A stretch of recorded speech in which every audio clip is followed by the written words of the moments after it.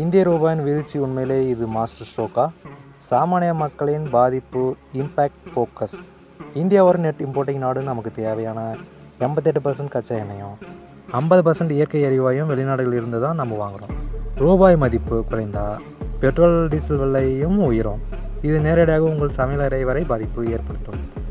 உரங்கள் விலை கூடினால் உணவின் விலையும் கூடும் என்றது நமக்கு தெரியும். இது மாஸ்டர் ஸ்ட்ரோக்கா என்று சொல்வது நியாயமா? நாட்டில் செக்யூரிட்டி ஃபோக்கஸ்க்காக நாம் வாங்குகிற போர் விமானங்கள், ஏவுகணைகள், நீர்மூழ்கி கப்பல்கள் என அனைத்திற்கும் நாம் டாலரில் தான் பணம் செலுத்துகிறோம்.